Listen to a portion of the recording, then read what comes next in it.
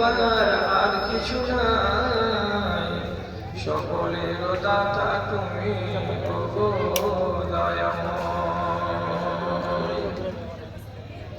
সাধ্যের বাহিরে কোনো ঝামেলা দিও না, আপদে বিপদে মোরে কবু ফেলিও না, তুমি কবু ফেলিও না।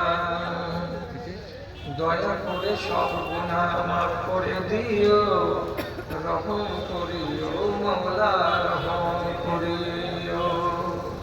তোমার দয়ায় যেন পার হয়ে যাই, সকলের দাতা তুমি ওগো দয়াময়।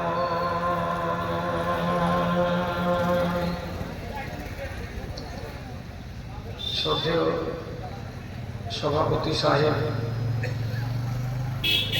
সমবেত এই গ্রামের এই প্রান্ত থেকে ওই প্রান্ত থেকে ইমানি জাজবাকে সাথে নিয়ে দিনের দরদকে বুকে নিয়ে উপস্থিত আমার প্রাণের ভাই বন্ধুগণ তথা মহিলা মহলে স্ক্রিনের সামনে বিক্ষিপ্তভাবে বসে থাকা আমার স্নেহের মাতা ও ভগ্নীগণ, আল্লাহ তাআলার শুকরিয়া আদায় করছি যে প্রতিবেশী গ্রাম হতে গেলে আমার বক্তৃতার জীবনের পালা অত্যন্ত লম্বা। তো এত লম্বা সময়ের ভেতরে ইতিপূর্বে আপনার এখানে আসার আমার মন বলছে সুযোগ হয়নি। সুযোগ হয়েছে জীবনের পরবর্তী বেলায়। এটা আমার জালসার ইতিহাসে যে লম্বা তালিকা আছে তার ভেতরে নতুন নাম হিসাবে সংযোজিত হবে, এটাই আমার কাছে আনন্দের বিষয়। হাজিরি তো দিতে পারলাম অন্তত পক্ষে যে হ্যাঁ এই গ্রামে এসেছিলাম একবার। আজকে আপনাদের এই গ্রামের মহিলা মাদ্রাসা উন্নতি কল্পে অনুষ্ঠিত এই জালসায় যে হারে আপনারা এখানে এসেছেন, এটা অবশ্যই খানিকটা বেদনাদায়ক, দুঃখজনক যে এত বড় গ্রাম, মানে গ্রামে মুষ্টিমেয় কিছু লোক, বলতে হবে যে যারা বেশি হুঁশিয়ার মানুষ, তারা খাওয়া দাওয়া শেষ করে বাজার টাজার করে নিজের আরামের জায়গায় পৌঁছে গেছেন। আর যারা পাগল খেপা, তারা হয়তো এটা বুঝতে পারেনি বলে এখনো আমাদের মতো এই জ্ঞানের কাঙ্গাল মানুষগুলোর একটা কথা শুনবো বলে বসে আছেন। যাই হোক, যে কিছু কথা, যে কটা কথা আপনাদেরকে বলতে যাচ্ছি, হতে গেলেও এই লোকটা আপনারা যদি কথাটিকে হেফাজত করেন ইনশাআল্লাহ কাজ দেবে। বিষয়টা হলো, মানুষের ইতিহাসে যে কোনো সমাজে নারী জাতি অবহেলিত থেকেছে।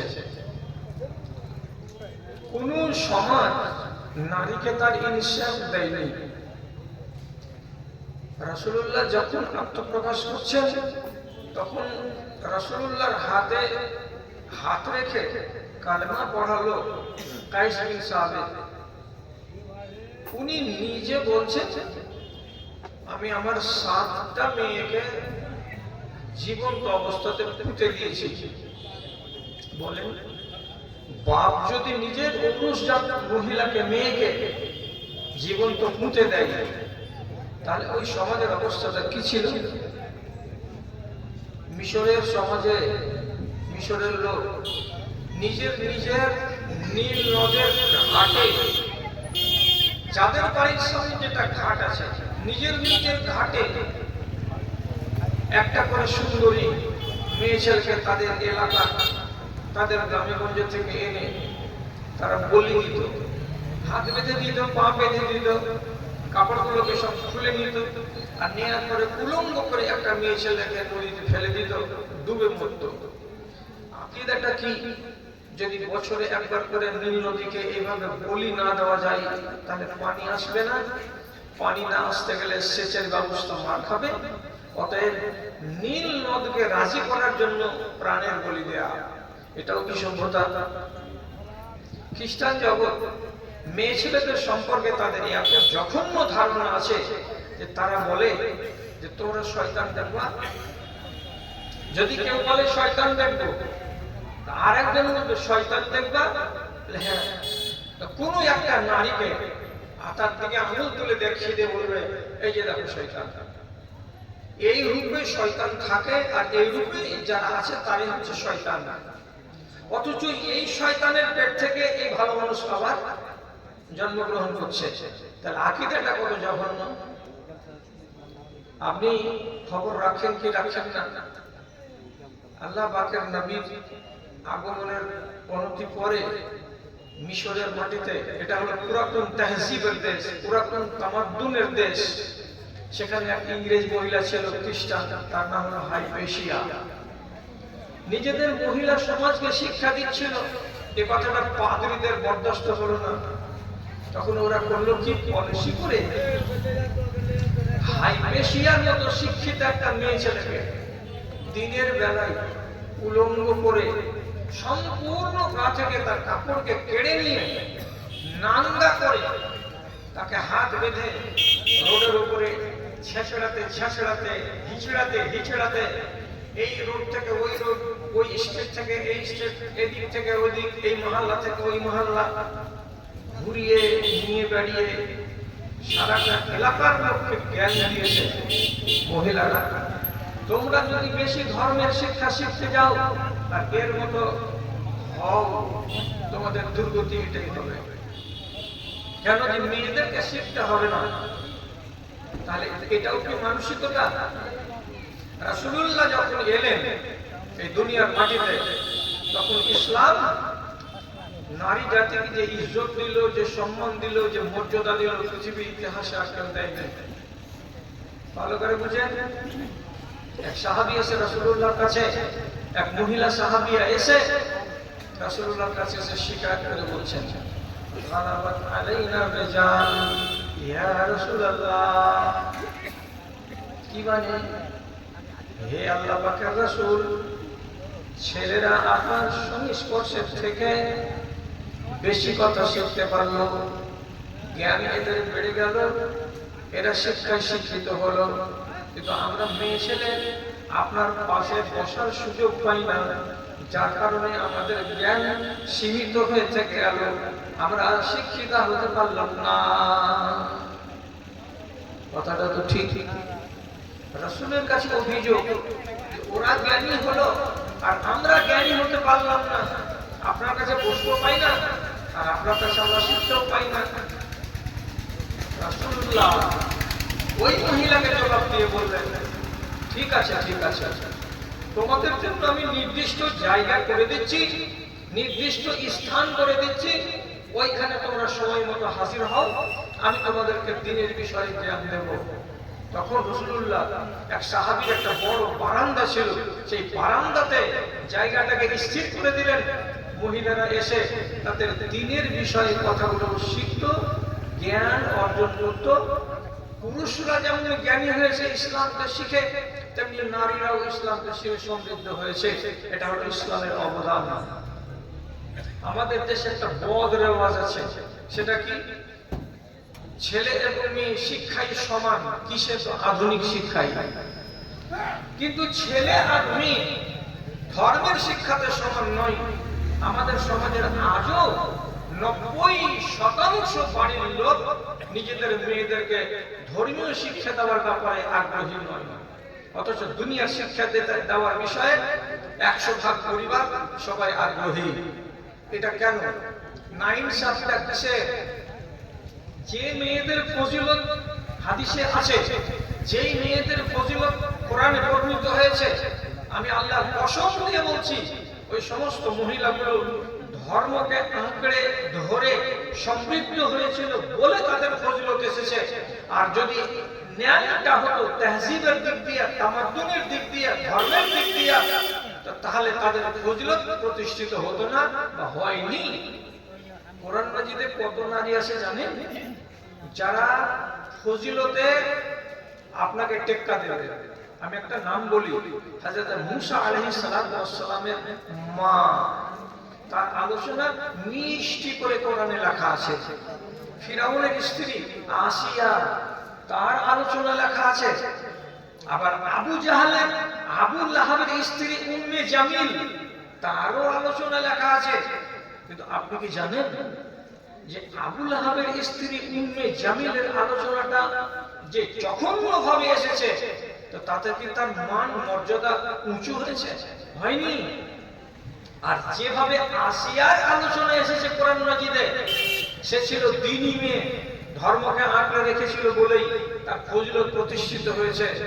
আপনারা এই কথাটা মনে রাখবেন, ভুলিয়েন না। মুক্তার কথা বলছি, ফজিলতের কথা বর্ণনা করতে গিয়ে। রাসূলুল্লাহ নিজের চোখে জান্নাত দেখেছেন। ইনি বেটা ছেলে, ইনি পুরুষ লোক। আপনি তো বলতে পারবেন যে কোন মহিলা কি আল্লাহ রাব্বুল আলামিনের জান্নাত দেখে ভাগ্যবতী হতে পেরেছে? তাহলে ভালো করে বুঝেন, যখন ফেরাউনকে আল্লাহ বলে স্বীকার করলো না তার স্ত্রী আসিয়া, তখন তাকে রাজপ্রাসাদ থেকে টেনে বের করে মাঠে নিয়ে গিয়ে জল্লাদরা তার বুকের উপরে পাথর, একটা দুইটা তিনটা চারটা এই করে করে একের পর এক পাথর চাপা দিয়ে তাকে বাধ্য করলো এই কথাটা বলতে, এখনো সময় আছে বলো ফেরাউন আমার আল্লাহ, নাউযুবিল্লাহ, তাহলে তোমাকে ছেড়ে দেবো।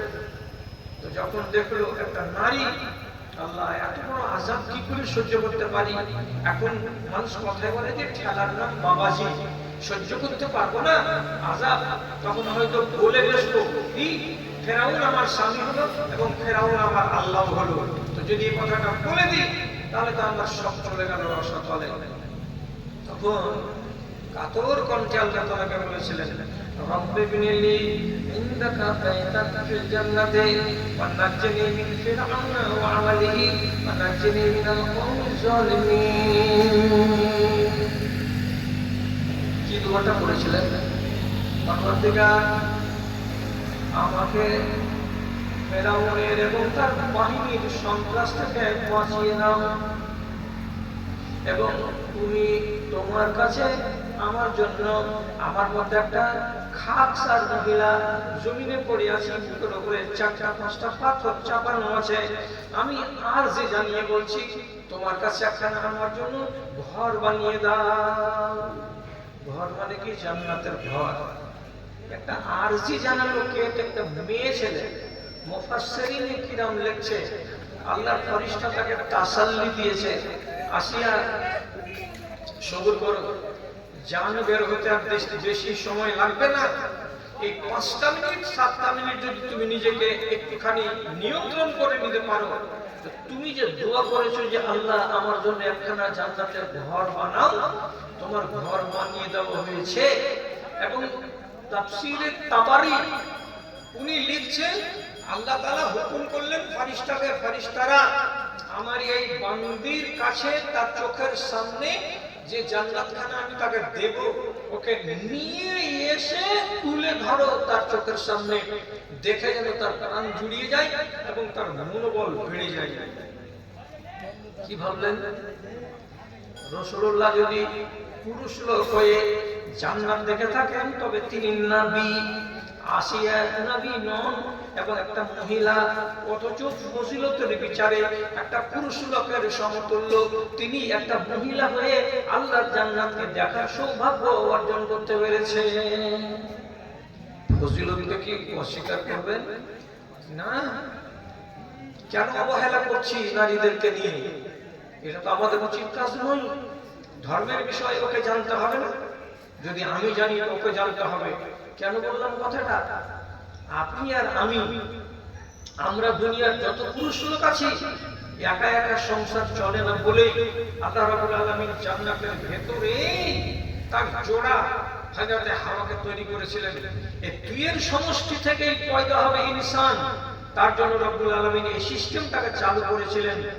এবার আপনি বলুন, আদম যেই সম্মান মর্যাদার লোক, ওই সম্মানের ওই মর্যাদার যদি তার স্ত্রী না হয়, তাহলে এই যে সংসার, সংসার নামের গাড়িটা ঠিকভাবে চলবে?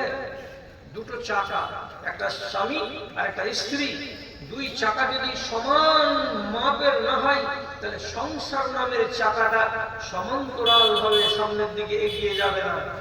একটা চাকা যদি কি হয় পালসারের হয়, আর একটা যদি চাকা স্প্লেন্ডারের দেওয়া হয় একটা গাড়িতে, গাড়িটা কি ব্যালেন্স ঠিক থাকবে? মানে আপনি চালিয়ে সুখ পাবেন। আপনি যেমন পড়াশোনা, স্ত্রীকে দেন পড়াশোনা, আপনার ভেতরে যেমন দিন আছে, আপনার বিবির ভেতরে তেমনি দিন থাকবে।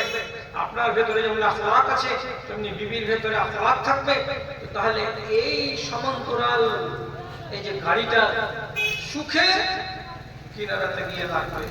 তো আপনি শুধু লেখাপড়া শিখছেন, আমাদের দেশে হাজার হাজার নিজামিয়া মাদ্রাসাতে আলেম পয়দা হবে, কিন্তু ওর তুলনায় আগামী দিনের যে একটা আদর্শ মা লাগবে, মাদ্রাসাওয়ালা যদি আদর্শ বাবা তৈরি করে, তাহলে আদর্শ বাবার জন্য আগামী দিনের আদর্শ মা লাগবে না? তো কোথায় পাওয়া যাবে? সে তুলনায় মহিলা মাদ্রাসা নেই, মহিলাদেরকে আমরা শিক্ষিতা করে তুলি না। আর আপনি রাগ করবেন তো পরে ফোন ধরে একটা গালি আমাকে দিয়ে দিবেন, আমি বরদাস্ত করে নিব। আগের সিস্টেম কি ছিল? আমার জানা, আমার দেখা, এটা আপনারা অস্বীকার করতে পারবেন না।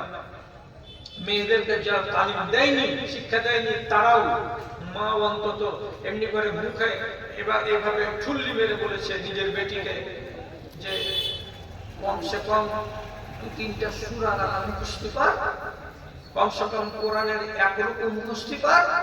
তোকে যেদিন দেখতে আসবে সেদিন যে জিজ্ঞেস করবে লোকগুলো, তুই যদি একটা সূরা বলতে না পারিস, তুই যদি তাশাহুদে বসে কি দুরূদটা কি বলতে না পারিস, তো তাহলে তোর বিয়ে হবে না। এই বলে আগেকার মায়েরা ইয়াসিন সূরা একরকম, কাফ সূরা একরকম, 3-4টা ছোট ছোট আম্মা পাড়ার সূরা আর জরুরি দুয়া কয়টা নিজেদের বেটিগুলোকে শিখিয়ে দিয়েছে।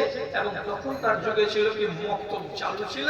তো মক্তব চালু থাকার ফলে 90টা মেয়ে ছেলে কোরআন পড়তে সক্ষম ছিল। আগেকার দিনে মক্তব উঠে গেছে, হাই মাদ্রাসা হাই স্কুল বহল তবিয়তে আছে।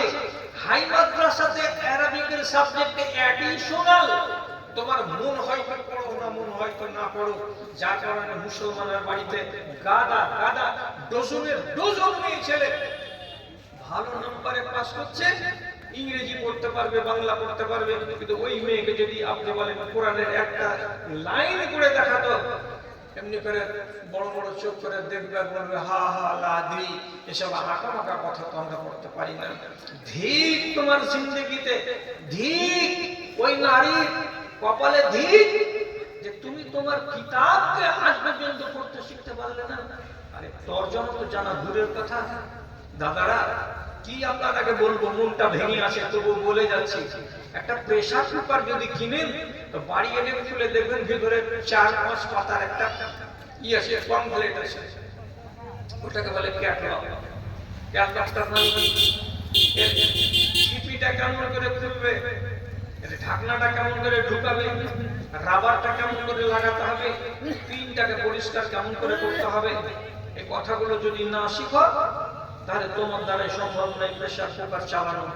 এবং আসলে বলছি, যে মায়েরা প্রেসার কুকার ব্যবহার করেনি, আজকাল দিনের কোন একটা মহিলাকে দিয়ে দিত প্রেসার কুকার, যখন লাগাতে যাবে ঢাকনাটা, ঢাকনা লাগাতে পারবে না। শাশুড়িকে যে বলবে, মাজি তোমার বেটা কেমন বাসন কিনে এনেছে দেখো, মুখ সামান নয়, টেনা রাখো। কেন গে? মিলে না, দেখো তুমি দেখো। প্রেসার কুকারকে মিলাতে হয়। কি দেখে বুঝবে? ক্যাটালগ দেখে বুঝবে। ক্যাটালগ যদি না বুঝো প্রেসার কুকার বুঝবে না। তাহলে আমি 65 বছরের জীবনটা এই দুনিয়াতে বাঁচবো, কিভাবে বাঁচবো, তার জন্য এটা হলো ক্যাটালগ। খাবে কি তা লেখা আছে, খাবে না কি তা লেখা আছে, পড়বে কি তা লেখা আছে, পড়বে না কি তা লেখা আছে, পড়বে কি তা লেখা আছে, পড়বে না কি তা লেখা আছে। এটাকে যদি আমি নিজের আয়ত্ত করতে পারি তাহলে আমি হলাম ইমানদার, আমি হলাম মুসলমান পাকা। আর ক্যাটালগ যদি জীবনে পড়ার মতো মুরুদ আমার না হয়, তাহলে কেমন গরু আর ছাগল খায় আর বাঁচে, এবং কসাইখানাতে যাই জবে হয়ে যায়, মানুষটাকে খেয়ে শেষ করে দেয়, এটাই হলো তার জীবন। তেমনি আপনার জীবন খেয়ে দিয়ে পেশাব পায়খানা করে আয়ুটাকে শেষ করে দিলেন, কবরে চলে গেলেন। আপনাদের আর একটা 4 পায়ের জানোয়ারে কোনো তফাৎ নাই।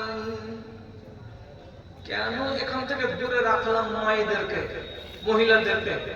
এই বরজটা আছে কেন বুঝলাম 3 বছর আগে শুক্রবারের লোক আমরা একটু ভুল করেছি, আমাদেরকে অনেক আগে ভাবা দরকার ছিল। আমার গ্রামে কতটি মেয়ে ছেলে লজ্জাবতী তৈরি হতো, কতটি মেয়ে ছেলে আলেমা তৈরি হতো, কতটি মেয়ে ছেলে পর্দা নাসিম তৈরি হতো। আর এই মেয়েগুলো আগামী দিনের মা, এরা যদি আদর্শ মা হয় তাহলে ওর নসল হবে আদর্শ। এই কথাটাকে আপনি অস্বীকার করেন? মেয়েদের ফজিলতকে খাটো করবেন না। আমি আপনাকে খুব জোর দিয়ে বলছি, ভালো করে শুনেন। ইমরান বিন হুসাইন রাদিয়াল্লাহু তাআলা আনহু এমনই একজন সাহাবী, তাকে একবার করে সকালে আর একবার করে বিকালে আল্লাহর ফেরেশতা এসে সালাম দিয়ে যেত। বাড়িতে আসতো, আসসালামু আলাইকুম, উনি দেখতে পেতেন না কিন্তু সালামটা শুনতেন, ওয়ালাইকুম আসসালাম। এবং তিনি নিজে জানছেন, তিনি নিজে বুঝছেন যে এই সালামটা আমাকে কে দিচ্ছে? আল্লাহর ফেরেশতা দিচ্ছে। ইনি পাইলসের রোগে আক্রান্ত ছিলেন, ইমরান বিন হুসাইন। ব্লিডিং হতো, কষ্ট পেতেন খুব। তখনকার যুগে তার ট্রিটমেন্ট সমুচিত ছিল না। একটাই ট্রিটমেন্ট ছিল কি, লোহাকে গরম করে যতটা সম্ভব ওই যখন মাংসপিণ্ডটা বেরিয়ে চলে আসবে ওই হালাতে ওই কাঁচা মাংসগুলোতে গরম লোহা যদি ছাঁকা দেওয়া যায় তাহলে কিছুটা ক্ষান্ত হয়, খানিকটা আরাম পাওয়া যায়। এই ওষুধটা ছাড়া তখনকার জমানায় মানুষের জানা ওষুধ ছিল না। সবুর করে করে দিন কাটছে। সকালে একবার ফেরেশতা সালাম দিচ্ছে, বিকেলে একবার ফেরেশতা সালাম দিচ্ছে। হঠাৎ একদিন স্ত্রী পরামর্শ দিয়ে বলছেন, স্বামী আমার, কত কষ্ট করবা, কত ব্লিডিং আর তোমার দেখবো। যখন আমাদের দেশে প্রচলিত ওষুধ এটা আছে, তুমি একবার কি করো, লোহাকে গরম করে ওখানে ছাঁকা লাগাও, এটাকে আরবিতে বলা হয় কাওয়া। তখন তিনি কি করলেন, সালামাত কাওয়া। সহ্য করতে না পেরে একদিন তিনি লোহাকে গরম করে শেষখানে নিজের মোরদারের ওই মাংসে যেমনি লাগালেন, তারপরে কিছুটা আরাম হলো। আর যেমনি লোহা ব্যবহার করে নিলেন, আল্লাহর ভরসা ছিল এতদিন, আজ থেকে যখন ওষুধ ব্যবহার করে নিলেন, তারপর দিন সকাল বেলায় আল্লাহর ফেরেশতারা আর এলেন না। বিকাল বেলায় আবার অপেক্ষা করছেন, আল্লাহর ফেরেশতারা সালাম দিতে এলেন না। জানাজানি হলো, ফেরেশতা আসেন না। কেন আসেন জানি না, কি অপরাধ করেছো? তো অপরাধ সহ্য করিনি, 5 বছর ধরে সহ্য করে আসছি।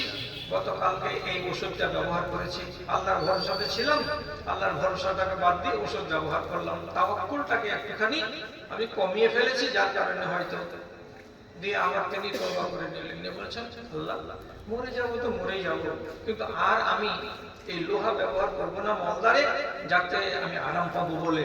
তিনি যখন এটা থেকে আবার নিজেকে ফিরিয়ে নিয়ে চলে আসলেন, 8 দিন পর আবার ব্যথা হচ্ছে, ব্লিডিং হচ্ছে, তবুও তিনি লোহা গরম করে লাগালেন না। তখন ফের 8 দিন পরে আবার হঠাৎ একদিন সকালবেলায় আওয়াজ আসছে, আসসালামু আলাইকুম ওয়া রাহমাতুল্লাহ।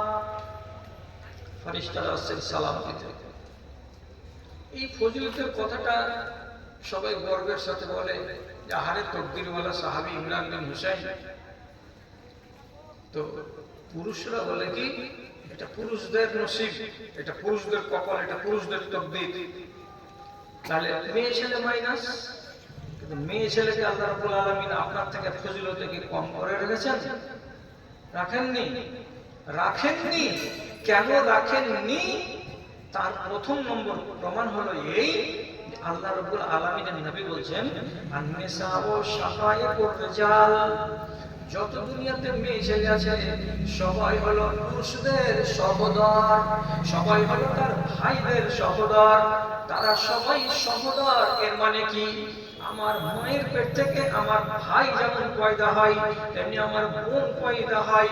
আমার মায়ের পেট থেকে ভূমিষ্ঠ হওয়ার পরে আমার ভাই যেমন করে মায়ের দুধ চুষে বড় হয় তেমনি আমার বোনও দুধ চুষে বড় হয়।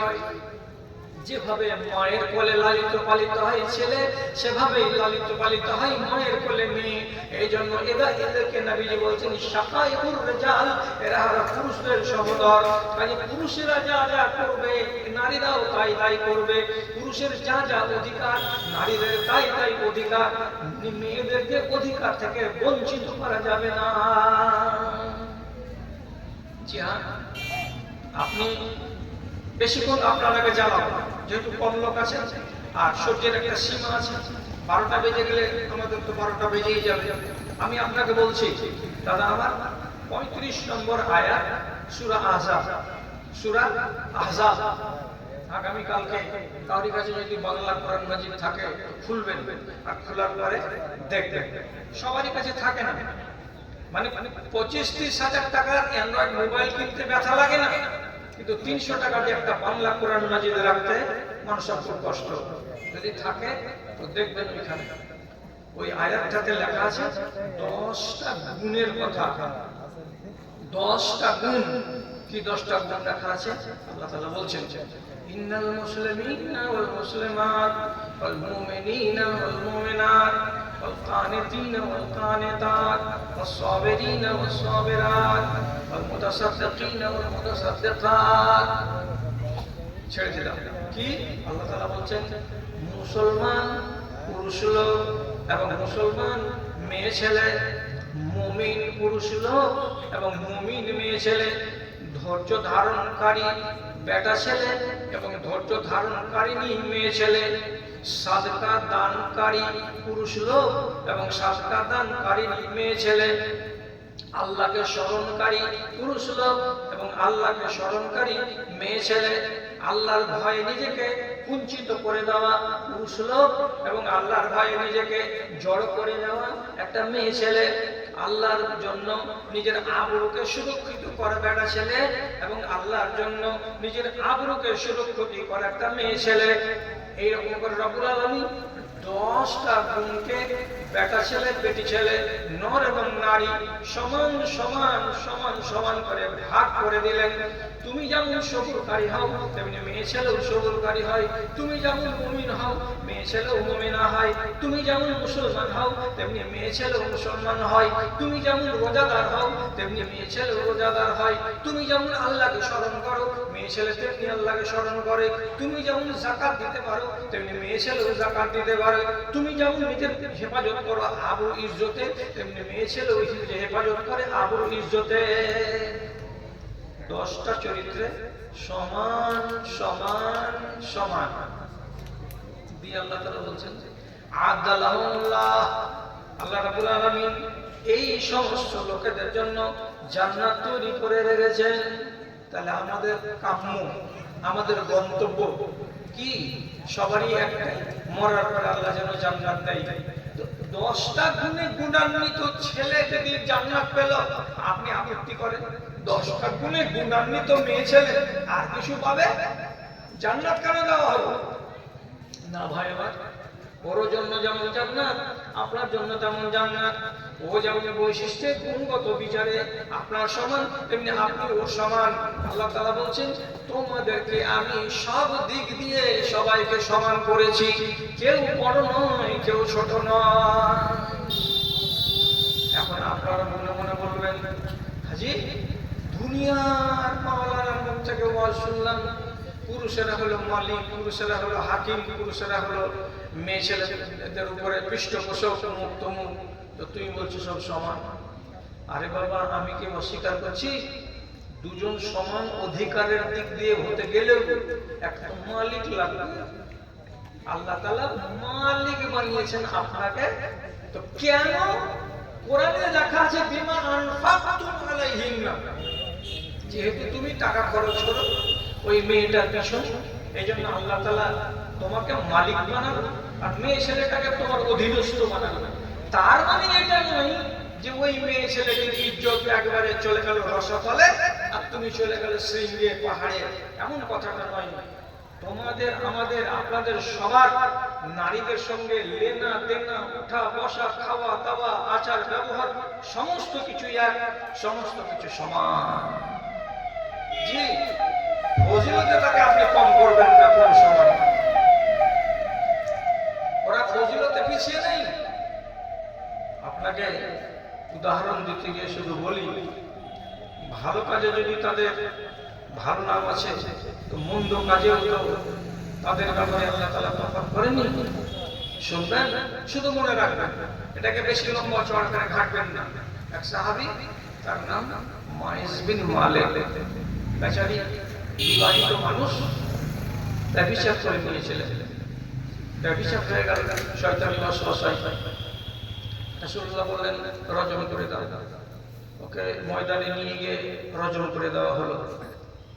তো সেই লোকটার ব্যাপারে রাসূলুল্লাহ খানিক বাদে রজম হয়ে যাওয়ার পরে যখন মরে গেছে লোকটা, তখন খবরটা পাওয়ার পরে বলছেন আল্লাহু আকবার, এই লোকটা যে মরে গেল ব্যভিচার করার কারণে, তো এত তওবা করেছে যে আল্লাহ রাব্বুল আলামিন ওর তওবাগুলোকে নিয়ে যদি 70টা মানুষের মাথা প্রতি ভাগ করে করে করে করে দিতেন, তো ওর তওবার বদৌলতে 70টা মানুষ জান্নাত চলে যেত। তাহলে একটা মানুষ, পুরুষ লোক অপরাধ করলো, শাস্তি পেতে হলো। আলাদা কি নারীর বিধান? জি না। একটা নারীর কথা বলছি, গামেতি বংশের মহিলা, তার সম্ভাব্য নাম হচ্ছে ফাতেমা, ব্যভিচার করে নিয়েছে, বিবাহিতা স্ত্রী, মেয়ে ছেলে। রাসূলুল্লাহ বললেন রজম করে দাও। মেয়েটি বলল আমার পেটে বাচ্চা আছে। রাসূলুল্লাহ বললেন 10 মাস অপেক্ষা করো, বাচ্চা ভূমিষ্ঠ হবে, তারপরে তোমাকে মারা যাবে। বাচ্চাকে কোলে করে নিয়ে রাসূলের কাছে এসে বলছেন এই বাচ্চা আমার ভূমিষ্ঠ হয়েছে, আপনি এবার আমাকে রজম করেন। রাসূল বললেন বাচ্চাটা খাবে কি, তোমাকে যদি মেরে দিত? আল্লাহ পাক রাসূলকে 10 মাস আবার অপেক্ষা করালেন। এই যে এতদিন ধরে অপেক্ষা করলো, তারপরে মেয়ে ছেলেটিকে রজম করা হলো। এর ব্যাপারেও রাসূলুল্লাহ আবার বলছেন যে মেয়ে ছেলেটি যে মরে গেল, মেরে ফেলা হলো, রজম করে দেওয়া হলো ব্যভিচারের কারণে। তাহলে এই সময়ের ভেতরে সে আল্লাহর কাছে এত তওবা করেছে, এত তওবা করেছে, এত তওবা করেছে যে মদিনার অধিকাংশ লোক যদি তার তওবাগুলোকে নিজের ঘাড়ে নিয়ে নেয় ভাগ করে করে, তাহলে এই মহিলার তওবার বদৌলতে এক ঝাঁক লোক মদিনার এরা জান্নাতের ভাগীদার হয়ে যেতে পারবে। ভাই আমার, আমি ডিটেইলস বলছি না, শর্টে বললাম। আমি শুধু বলছি যে এই সমস্ত শাস্তির বিচারে নারী পুরুষ আলাদা নয়, আমলের বিচারে আল্লাহ পাক নারী পুরুষকে আলাদা করেননি। আমলে গুণে 4, 5, 6, 7, 8টা এই কটা বিধান আছে যে নারীরা আলাদা আর পুরুষরা আলাদা। শুধু একটা কথা আপনাকে আর শিখাই, কি শিখাবো আমি? পুরুষরা 4টা বিবাহ করতে পারে যদি তার সামর্থ্য থাকে। নারীরা কোটি টাকার মালিক হতে গেলেও একটাই বিবাহ করতে পাবে, এক টাইমে একের অধিক ছেলেকে বিবাহ করতে পাবে না। কথা বুঝা গেল? একটা পুরুষ 4টা বিবাহ করবে একই টাইমে, তার বৈধ। কিন্তু একটা মেয়ে ছেলে একই সময়ে একাধিক পুরুষকে বিবাহ করতে পারবে না। এটা আল্লাহর বিধান, আলাদা।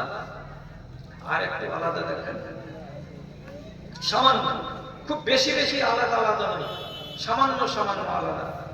একটা ছেলে সাবালক হলো, এবার নিজের মাকে বলেনি, বাপকে বলেনি, বংশকে বলেনি, প্রতিকে বলেনি, কাউকে বলেনি, দিল্লি খাটতে গিয়ে কোন একটা মেয়ে ছেলেকে হালাল উপায়ে বিবাহ করে স্ত্রী বানিয়ে নিয়ে বাড়ি চলে এলো।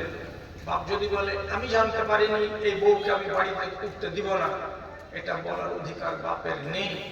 কেন? মোহরের মালিক হচ্ছে ছেলে, এবং বেটা ছেলেটা হচ্ছে বাহিরের জগৎ সম্পর্কে সচেতন, এদের আকল হচ্ছে বেশি নারীদের তুলনায়। অতএব তাকে আল্লাহ তাআলার পক্ষ থেকে পাওয়ার দেওয়া হয়েছে, তুমি সাবালক হওয়ার পরে যদি বিবাহ করো তুমি করে নিতে পারো। কিন্তু নারীদেরকে আল্লাহ তাআলা পাওয়ার দেননি। তুমি যতই জ্ঞানী গুণী হও না কেন, বাহিরের জগৎ সম্পর্কে তুমি তুলনায় কম জানা, অতএব তুমি একা একাই বিবাহ করতে পারবে না, তোমার বাপের তোমার অভিভাবকের অনুমতি লাগবে, তারপরে তুমি বিবাহ করতে পারবে। একটু আলাদা হলো। আর একটু কথা বলি, সোনা চাঁদি আপনি ব্যবহার করতে পারবেন না, আমি সোনা চাঁদি ব্যবহার করতে পারবো না, কিন্তু আমার মা, খালা, পিসিরা এরা সবাই সোনা চাঁদি ব্যবহার করতে পারবে। আমি আতর ব্যবহার করতে পারবো, কিন্তু আমার মা খালারা আতর সেন্ট ব্যবহার করে বাইরে যেতে পারবে না। যদি ব্যবহার করে তাহলে ঘরের ভেতরেই থাকতে হবে, তার আঙনাতেই থাকতে হবে, আঙনার বাইরে আসতে পারবে না। এই তো কয়টা তফাৎ আছে, বাকি তো সব সমান। এবার আপনি বুঝুন, আপনি যদি নিজের সংসারের সুখ চান, তো যে বিদ্যা বুদ্ধিকে নিজের বুকের ভেতরে নিয়ে একটা আদর্শ মানুষ হয়েছেন, এরকম আদর্শ একটা নারী আপনাকে আনতে হবে। তো নারীটাকে আদর্শ আপনি হয়ে যাবেন না, তাকে আদর্শবান বানাতে হবে। আমাকে এ কথাটা ভাবে বানাতে হবে। আল্লাহ ওদেরকে ফজিলতে কম করেনি। জিবরিল আমিন এসে আছেন আল্লাহ রাসূলের কাছে, আর এমন সময় মা খাদিজা, আমাদের মা রাসূলুল্লাহর স্ত্রী খাদিজা 2 পা 4 পা করে আগাতে আগাতে রাসূলের দিকে চলে আসেন। উনি তো দেখতে পান না জিবরিলকে, কিন্তু জিবরিল দেখতে পাচ্ছেন হযরত খাদিজাকে। তো রাসূলুল্লাহকে হযরত জিবরিল বলছেন, ইন্ডিকেট করে এমনি করে দেখিয়ে বলছেন, হাযিহি যাওজাতুকা আতাতকা ফাকরা আলাইহিস সালাম মিন্নি ওয়া মিনাল্লাহ। হে রাসূল, এই দেখেন খাদিজা আপনার বিবি হাতে কিছু নিয়ে খানা পানি এক পা দুপা করে এগিয়ে চলে আসছে আপনার দিকে, আপনার কাছে আসবে। যখনই আপনার কাছে এসে বসে যাবে, আপনি ওকে আল্লাহ রাব্বুল আলামিনের পক্ষ থেকে সালাম জানিয়ে দেন, এবং আমি জিবরিল সালাম দিচ্ছি, আমার সালামটাও আপনার বিবি খাদিজাকে জানিয়ে দেন। আরশের মালিক আল্লাহ তাআলা আসমান থেকে খাদিজার নামে সালাম পাঠিয়েছে। কি হলো? ইজ্জতে কম আছে? ইজ্জতে কম নাই। লম্বা আর তো করবো না, শুধু শর্টের উপরে 2-1টা কথা বলছি। রাসূলুল্লাহ বলেছেন, যার কাছে 3টা জিনিস আছে লোকটা ধনী। যেই লোকের কাছে 3খানা জিনিস আছে, এই লোকটাকে জীবনে কেউ যেন কাঙ্গাল না বলে। কি কি 3টা জিনিস? একদম সহি হাদিস বলছি। কালবুন শাকিরুন ওয়া লিসানুন শাকিরুন ওয়া যাওজাতুন সালিহাতুন তুইনুকা আলা আমরি দীনিকা ওয়া দুনিয়াকা। আপনাকে একটা মুখ দিয়েছে আল্লাহ তাআলা, এই মুখখানা দিয়ে আপনার মাঝে সাজে দিনের বেলায় রাতের বেলায় যখন তখন একটা করে জিকির বের হয়। জিকির কাকে বলে? লা ইলাহা ইল্লাল্লাহ একটা জিকির, সুবহানাল্লাহ একটা জিকির, আলহামদুলিল্লাহ একটা জিকির, আল্লাহু আকবার একটা জিকির। যেই পারপাসে হোক না কেন, আপনার মুখ থেকে মাঝে মাঝে এই কথাগুলো বেরোয়। কেমন? আমি দেখাচ্ছি। খুব ঠান্ডা লাগছে আপনাকে, তা আপনি আপনার ভাই বলছেন, ওরে সুবহানাল্লাহ কি ঠান্ডা রে। আর ভাই বলছেন, আল্লাহু আকবার কি রোদ করছে। তা আপনি সংবাদ দিতে গিয়ে তার আগে কি বলছেন? আল্লাহু আকবার, সুবহানাল্লাহ, আর নয় আলহামদুলিল্লাহ। এই সমস্ত কথাগুলো আপনি বলছেন। তো রাসূলুল্লাহ কি বলছেন? যে মুখখানা ভিজে থাকে আল্লাহর জিকিরে, দিনের বেলায় রাতের বেলায় মাঝে সাঝে 1বার 2বার 3বার করে হয় লা ইলাহা ইল্লাল্লাহ কিংবা আলহামদুলিল্লাহ কিংবা এই ধরনের কথাগুলো একবার করে উচ্চারণ করে, এই একটা মানুষ। 2 নম্বর, কালবুন শাকির, একটা মানুষ সবসময় শুকরগুজার, মানে আল্লাহর কৃতজ্ঞতা জ্ঞাপনকারী, দুঃখে সুখে, অভাবে সচ্ছলতায়, সব সময় ওর মুখ থেকে আপনি পাবেন না কোনো সময় যে সে অকৃতজ্ঞতার ভাষা ব্যবহার করছে। যেমন রোগে আক্রান্ত হয়ে আছে, আপনি ওকে জিজ্ঞেস করতে গেলেন ইনামুল ভাই কেমন আছেন, তো অথচ আক্রান্ত ব্যক্তি সে আবার বলছে যে হালাত আল্লাহ তাআলা রেখেছেন খুব ভালো রেখেছেন, আলহামদুলিল্লাহ ভালো আছি। কথাটা কেমন হলো? অ্যাকচুয়ালি লোকটা ব্যথাগ্রস্ত, কিন্তু তারপরেও কি বলছে আলহামদুলিল্লাহ আমি ভালো আছি। একটা লোকের ধান ডুবে গেছে 14 বিঘা, মাত্র 14 বিঘা ভূমি থেকে কুড়িয়ে বুড়িয়ে কত রকম করে এই 60-70 মণ ধান পেয়েছে, বাড়ি এসেছে। কোন লোক জিজ্ঞেস করছে কেমন হলো ফসল পানি, একগুলো লোক আছে কি শুধু কান্নাকাটি, মরে গেলাম, হঠাৎ হয়ে গেলাম, একদম শেষ হয়ে গেছি, বরবাদ হয়ে গেছে, কিছু আছে এগুলো হলো কম করে বেশি বেশি কথা বলা। আর এখানে লোক কি বলছে ওই যে 70 মণ পেয়েছি আলহামদুলিল্লাহ, যেটি আল্লাহ তাআলা দিয়েছেন অতি খুশি, ইনশাআল্লাহ অতি আমার সিজন চলে যাবে, অসুবিধা হবে না। তাহলে আপনার মুখ থেকে কি বেরিয়ে এলো? কমের উপরেও সন্তুষ্টি, আলহামদুলিল্লাহ। তো আল্লাহ তাআলা ওয়াদা করছেন যে ব্যক্তি শুকর করবে তাকে আমি বাড়িয়ে দেব, আর যে ব্যক্তি শুধু কাই কাই কাই কাই করবে যা দিয়েছিলাম তা আমি ছিনিয়ে নেব। তাহলে দুটা গুণের কথা বললাম। আপনার মুখটাতে জিকির বেরোয়, এক আপনার অন্তরটা হলো শুকরগুজার, কৃতজ্ঞতা জ্ঞাপনকারী। 2 নম্বর গুণ, 3 নম্বর গুণ আপনাকে আল্লাহ তাআলা নবীকে বলছেন ওয়াজাওজাতুন সালিহাতুন তুইনু আলা আমরি দীনিকা ওয়া দুনিয়াকা। বাড়িতে যদি ওই লোকটার একটা এমন মেয়ে ছেলে থাকে যে মেয়ে ছেলেটি হলো সালেহা, যে মেয়ে ছেলেটি হলো নেক, যে মেয়ে ছেলেটি হলো ইবাদত গুজার, এমন একটা মেয়ে সে যদি স্ত্রী হিসাবে পেয়ে থাকে, তাহলে ওই লোকটার কাছে 3টা গুণ পাওয়া গেল। তার জবানটা জিকিরে ব্যস্ত থাকে, তার অন্তরটা শুকরগুজারি করে, এবং তার বাড়িতে একটা সুন্দর সালেহা এমন মেয়ে ছেলে আছে, যেই মেয়েটি তাকে ধর্মের বিষয়ে জ্ঞান দেয় এবং দুনিয়ার বিষয়ে তাকে জ্ঞান দেয়, ধর্মের বিষয়ে তাকে পথ দেখায় এবং দুনিয়ার বিষয়েও তাকে পথ দেখায়। 3টা জিনিস যার কাছে আছে, রাসূলুল্লাহ বললেন লোকটা ধনী, গরিব লোক নয়। কেন নয়? আমাকে আমার স্ত্রী ধর্মের ব্যাপারে জ্ঞান দিতে পারে, আমাকে আমার স্ত্রী দুনিয়ার ব্যাপারে জ্ঞান দিতে পারে। লম্বা করে লাভ কি, 12টা যেমনি বাজবে আর 5টা মিনিট আছে, আপনাকেও বলবো আপনার 12টা বেজে গেছে, আপনি স্টেজ খালি করে দেন। এই যে এই কয়েকটা মিনিটের ভেতরে আপনাকে বলছি শুধু একটা কথা, স্ত্রী যদি সলেহা হয়, শিক্ষিতা হয়, তাহলে আপনাকে দিনের বিষয়ে সাহায্য করতে পারবে, আর ধর্মের বিষয় বাদ দিয়ে আপনার দুনিয়ার বিষয়ে সাহায্য করতে পারবে। কি দিয়ে বুঝাবো? শর্টের উপরে 5 মিনিটে একটা কথা বলে দেওয়ার পরে শেষ করে দেবো আলোচনা। কি বলছি? হযরত আবু বকর সিদ্দিক মিম্বরে দাঁড়ালেন, দাঁড়ানোর পরে খুতবা দিয়ে বললেন, যেগুলো ছিল সরকারি রাখাল তাদেরকে বললেন, রাখালেরা ময়দানে দূরে যাকাতের যেগুলো উট আছে, সাদকার যেগুলো উট আছে, কালকে মদিনা শহরের কাছে নিয়ে চলে এসো। কেন? আগামীকালকে গরিবদের ভেতরে এটাকে বিলি বন্টন করে দেওয়া হবে, বিলি বন্টন করে দেওয়া হবে গরিবদের মধ্যে। এই খুতবাতে তিনি যখন বললেন, খুতবার কথাটা সবাই শুনলো, যারা যারা গরিব মানুষ ছিল তারা খুব আনন্দিত হলো যে আগামীকালকে বন্টন হবে, তাহলে কিছু একটা হবে। বাড়ি গেল, যাওয়ার পরে রাতটা কাটলো, ভোরের বেলায় নিজের বিবিকে বলছে, আদরের মা আমি একটা মসজিদের দিকে যাব, মসজিদের নববীর দিকে। আরে তুমি অত দূর কি জন্য যাবা? কালকে তো এলা সন্ধ্যাবেলায়, এই তো কালকে তো জুমা পড়ে আসলা। বলছেন না, একটা ভালো খবর আছে। কি খবর? তো এই খবর, চলে যাচ্ছে হাঁটতে হাঁটতে। তখন ওর স্ত্রী ওকে, শোনো এদিকে এসো, ওকে কাছে ডাকা। ডাকার পরে বাড়ির ভেতর থেকে একটা 3.5 হাত লম্বা লাঠি এনে নিজের স্বামীর হাতে ধরিয়ে দিল।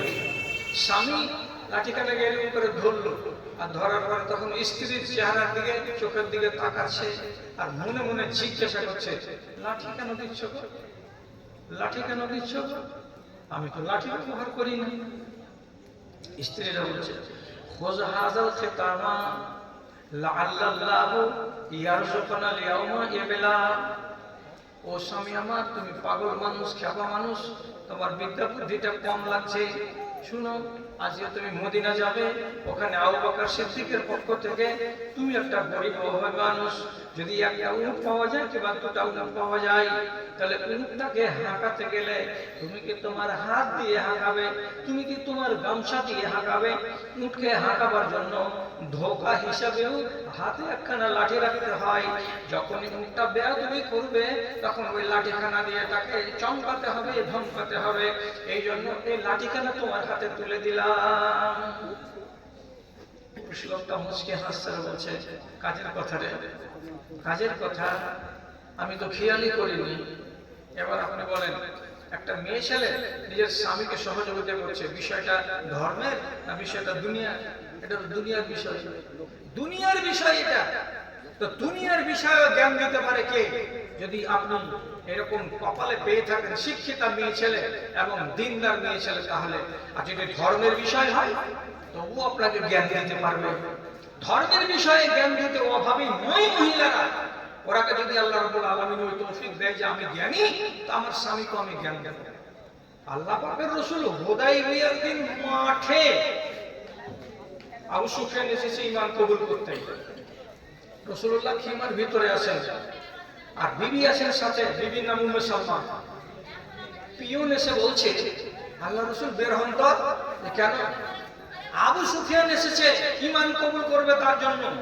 তো আবু সুফিয়ান 21 বছর ঈমান আনেনি রাসূলুল্লাহকে পাওয়ার পরে। কত বছর? 21 বছর ঈমান আনেনি, আর অনেক জ্বালা করেছিল। তো রাসূলের মনে খেদ হলো, রাগের জ্বালাতে বলছেন কি লা হাজাতালি ইলা ইসলামিহি, আমার ওর ইসলামের দরকার নাই। আবু সুফিয়ানকে এখান থেকে চলে যেতে বলো।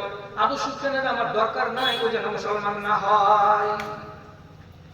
আরে একদিকে শ্বশুর হলো আর একদিকে চাচাতো ভাই হলো, আর তাকে রাসূলুল্লাহ এরকম করে হেটহুট করে তাড়িয়ে দিলেন। 10 মাস যায়নি আবু সুফিয়ান স্ত্রী পাশে বসেছিলেন উম্মে সালমা, উনি তখন রাসূলুল্লাহর কাছে একটা মুখামুখি বসে তারপরে বলছেন আপনাকে আল্লাহ তাআলা রাহমাতুল লিল আলামিন করে পাঠিয়েছেন, সারা জগতের জন্য দয়া। আর আপনি যে দয়ার নবী, আর আবু সুফিয়ান হলো ঈমান আনতে, আর আপনি তাকে যে আপনি এমনি করে হেড করে তাড়িয়ে দিলেন, এটা কি আপনার মর্যাদার সাথে খাপ খাচ্ছে? আপনি কি কাজটা ঠিক করলেন? এটা তো একদিক দিয়ে শ্বশুর আর আরেক দিক দিয়ে চাচাতো ভাই, আর সে এসেছিল বড় মুখ করে আপনার কাছে ঈমান আনতে, আর আপনি বলছেন ওর ঈমানের আমার দরকার নাই। চলে গেল যে লোকটা, মুখটাকে ছোট বড় করতে করতে। কি করবেন? এটা কি ঠিক হলো? দেখেন, আল্লাহ পাকের নবী হলেন নবী, অথচ তার মাথাতে একরকম কথা কুলালো, আর স্ত্রী নবী নয় কিন্তু তার মাথাতে আরেক রকম কথা কুলালো। কি? যে আমার স্বামী এইখানে কিন্তু ভুলের উপরে আছেন, আমার স্বামী ঠিক কাজ করছেন না। বিষয়টা ধর্মের। স্বামীকে যেমনি গাইডলাইন দেখিয়ে দিলেন, সাথে সাথে আল্লাহ পাকের নবী পিয়নকে বলছেন এই দেখো তো আবু সুফিয়ান কত দূরে গেছে, ওই যে আছে আছে আল্লাহ রাসূল ডেকে কাছে ডেকে সামনাসামনি হলো। তারপরে পুরাতন দিনের কথাগুলোকে আবু সুফিয়ান বলছে এগুলোকে আর উঠাইয়েন না, আমি ঈমান আনতে এসেছি রাসূলুল্লাহর সামনে। চাচাতো ভাই এবং সেই সাথে সাথে শ্বশুর, উনি হাতে হাত দিয়ে ঈমান কবুল করে নিলেন। ধন্য হলো তার জীবন। আমি শুধু শিখাতে চাইছি, জানাতে চাইছি আপনাকে যে যদি স্ত্রী দিনদার হয়, ওর ভেতরে যদি দিনের বিদ্যা থাকে, তাহলে আপনাকে দিনের শিক্ষা দিয়ে সমৃদ্ধ করতে পারবে না, পারবে না। আল্লাহর কসম খেয়ে বলছি, আমাদের দেশে যেগুলো বাড়িতে তাহাজ্জুদের নামাজ পড়ে মেয়েরা, যেগুলো বাড়িতে তাহাজ্জুদের নামাজ পড়ে মায়েরা, এ আগে তাহাজ্জুদ ধরে। আর ওই বাড়িতে যদি পুরুষ লোকেরাও তাহাজ্জুদের নামাজ পড়ে, লিখে দিতে পারবো এই কথাটা যে পুরুষ তাহাজ্জুদের নামাজ পড়ে ধরেছে, আগে তাহাজ্জুদের নামাজ স্ত্রী ধরেছে। আবার স্বামীকে ধরায় কেমন করে? ওই স্ত্রীতেই ধরায়। একবার দুবার তিনবার করে বালিশের কাছে মাথা দিয়ে বলবে তোমারও মরার টাইম হয়ে গেল, আমারও মরার টাইম হয়ে গেল, এমনি বেলাগাম জীবন কেটে গেল, মরার বয়স হয়ে গেছে, একটু আল্লাহকে ধরো, এত আল্লাহ তাআলাকে ডাকো, কিছু নামাজ টামাজগুলো পড়ো।